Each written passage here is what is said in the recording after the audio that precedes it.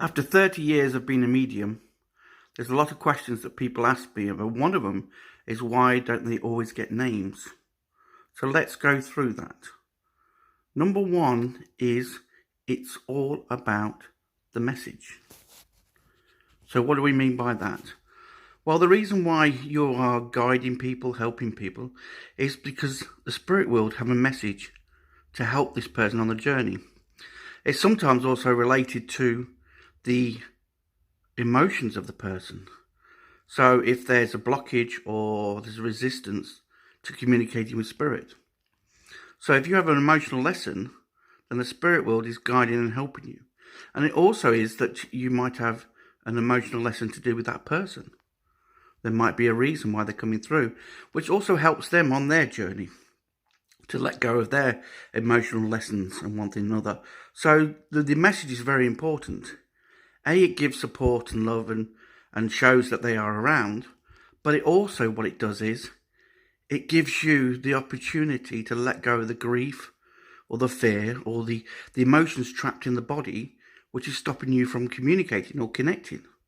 A lot of our senses are actually get subdued when we are actually come across pain or fear or the overload of negativity. So the first part that we have to understand is that it is all about the message. So getting names in the grand scheme of things isn't the first part. Yes, it's good to prove, it's good to show that who you're communicating with. But often what happens is that if you go through the 5 information to ascertain who it is, you've pretty much told them who it is anyway. So the first one is how they went over. Obviously, you ask who the name is. You ask which side of the family they are on. You ask for what the message is from them. And maybe a sign or a symbol to let them know that they're around or evidence that they have been around and they are around. Because if the body's rejecting their connection, then you're not going to know that they're around half the time, because you will not see the signs or the opportunities to actually communicate with them. And that's where a medium comes in. So that is number one. Number two is the connection or the energy. What you tend to find is, as a medium, you have to build up the energy so that you can actually communicate. And so often, spirit world will give you information in a way that you can actually pass this information on or build the energy up so that you can actually communicate. I mean, if a person has been over a long time, often they've built their energy on the other side, and so it's easier to connect. But if you've not meditated before, if you've not cleansed your emotions, then your connection is a lot harder, because what happens is that any trigger from the spirit world will actually suppress and allow the brain to kick in. And this is why a lot of the times people struggle. So when you go by names, it takes a lot of energy for the spirit world to speak a name. And so what they tend to do is, you tend to build the energy up until they can. Or when you do the 5 questions, what you're actually doing is, you're not actually putting any idea to needing the name and focusing on that. Because if you just ask yourself, give me a name, you get Pete, John, you get all sorts of names because your mind has kicked in. And that's why meditation and a lot of things to build the energy up, I've actually got a meditation on building energy up, or teaching you to build the energy up, is so important. I mean, there's some spirit worlds and rabbit all day long, but there's others where they'll give you symbols and signs, or you might use tools like psychometry, which is the energy of an object, to build up or to get the connection to that energy so that you're dealing with that person in question. So it is very important that you don't always concentrate on a particular area. Allow all sorts of areas to come up, and then when they build up, you'll tend to find that with the information you've shared anyway, you've pretty much given a description of them, or you've pretty much told them who they are as well, which also stops the brain from kicking in. Now, I'm not saying that you can't, but a medium has to practice building the energy, building the connection with spirit world. So after a certain amount of time, a medium can learn how to do this quite easily. But to focus on it, because the problem that has with a name is that, say, for example, you're in the middle of the reading and you're giving people information and one thing another, you will also find that spirit world, if they know that you focus just on the name itself all the time, they will give you a name to jump in so that you focus and you connect with them. But if you're getting a message from somebody that's important and then you swap over to another person, then you start to get mixed messages. So it's an amazing thing when the names come through, but be wary that it's another way of jumping the queue, as I say. Now, there is ways to counteract this, which I will put in another video on actually how to get names. But for this time, it's really on about the connection and the energy that is so important. And so your vessel is very important, and your mindset is very important for connecting to spirit. Eventually, through practice and one thing, you'll have an automatic connection that makes it so much easier. We'll talk about that on a later date. Emotional want and need is number 3 on our list. And this is very important because this actually has been touched upon in the last 2. But your need and want to help somebody, or somebody is sitting in front of you and they so need to speak to somebody.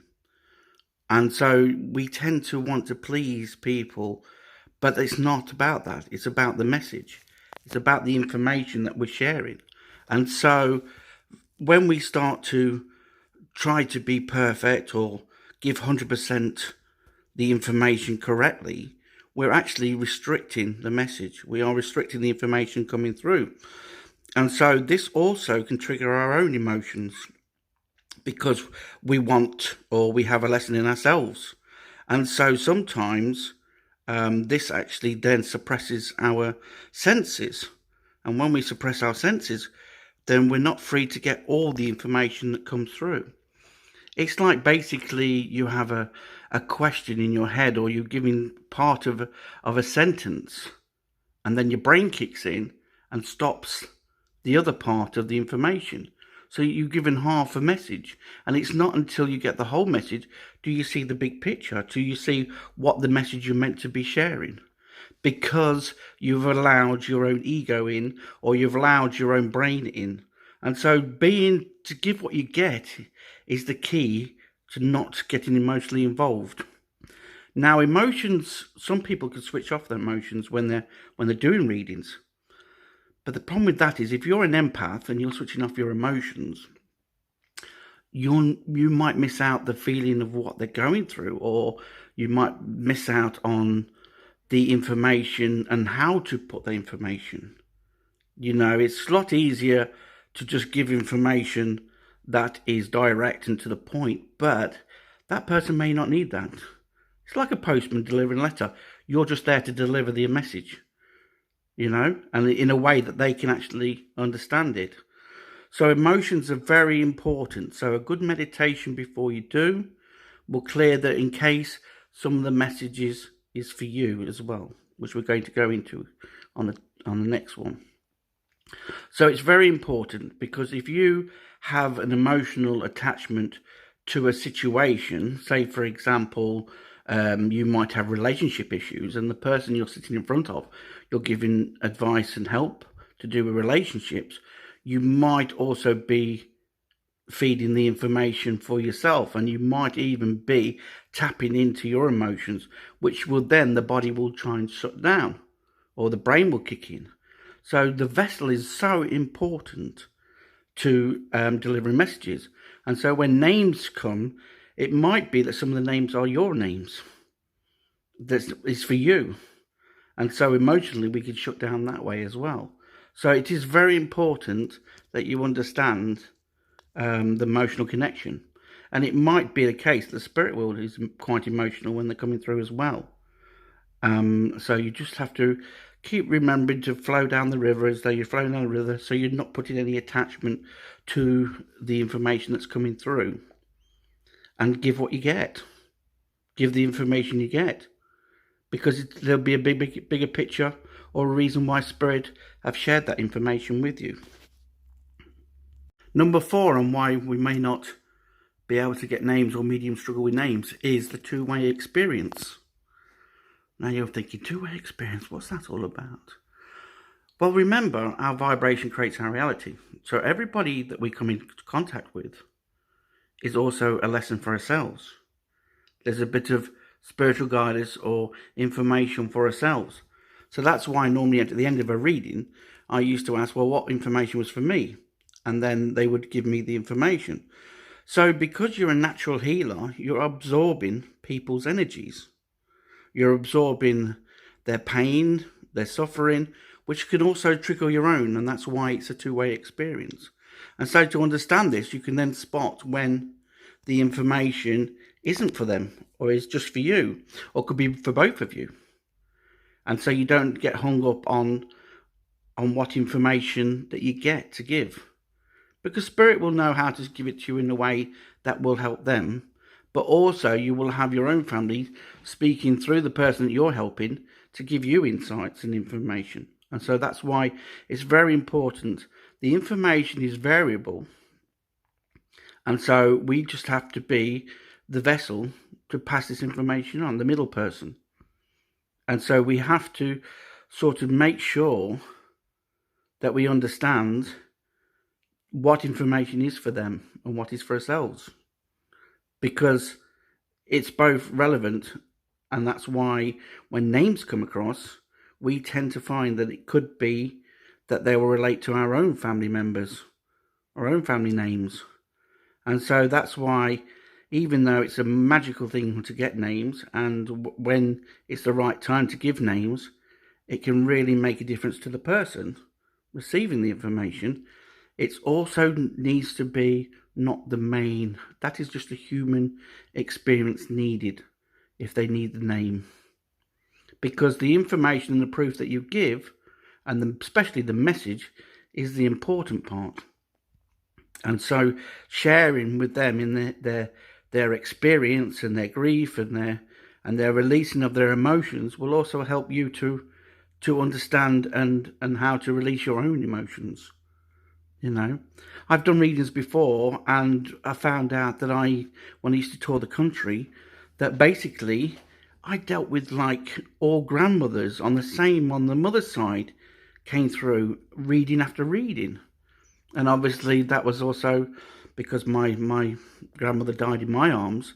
It was an emotional part that I had to release as well.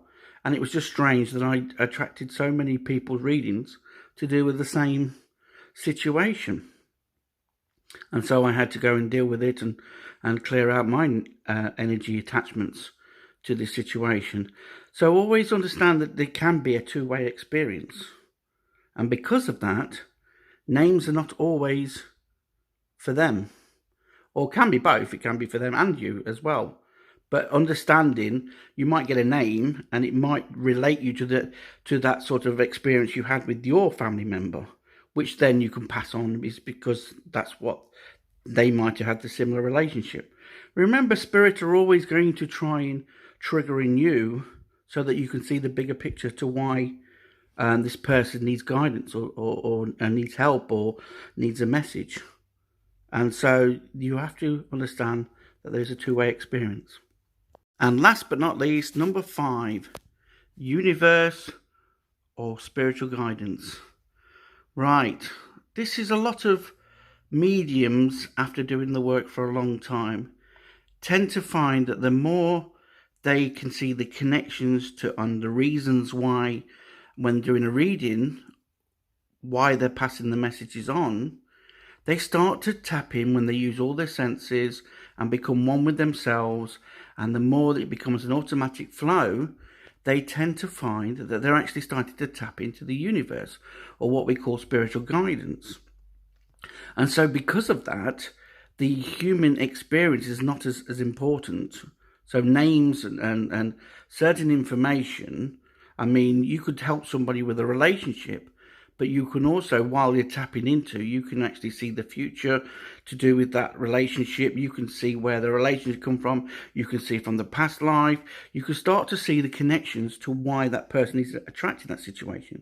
And so when you're just talking about a relationship, you start to find that the more that you get involved and the more you get connected and the more that you build your energy up and the more that you start to find this connection, you are more on a soul-to-soul level, as I can put it. And so then the soul-to-soul works not on the emotions of the person, but more on the spiritual guidance of the person. You know, you're tapping into the whole information rather than just a little aspect.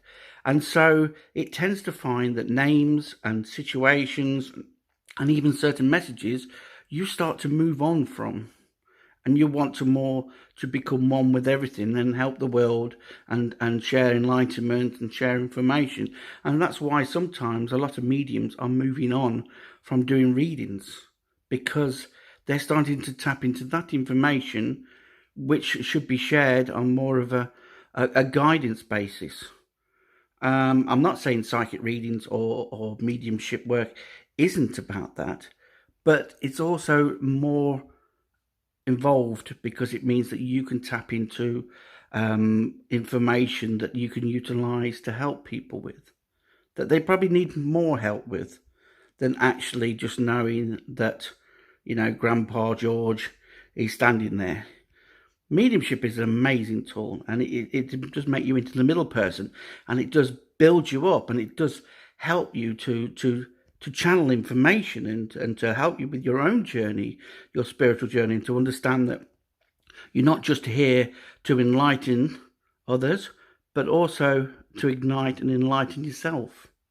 And that's what happens when you start connecting to the universe. You start to see that everything is relative to the journey. Everything is for a reason. Everything is showing you that good and bad is just for balance purposes. And there's an automatic flow in life. And when you get people becoming the solutions and the problems, then all of a sudden, you're seeing a whole new world out there. And that is basically what we're all being awakened to.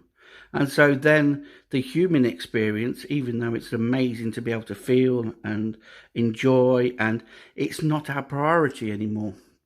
It's not so much about proving that you can speak to spirit anymore, because you are tapping into that which is all seeing and all knowing, which is going to help people even more in a lot of respects. Okay, so there's a good 5 points. I shall also do a video on how to actually get names. There are certain ways that if you connect to the energies and you bring the energies and you try and sort of like bring one person through at a time, then you can get names easier and you can be in the connection. There's different ways to do that. So I will do a video on that, but this was ignited by my friend talking this morning about mediumship.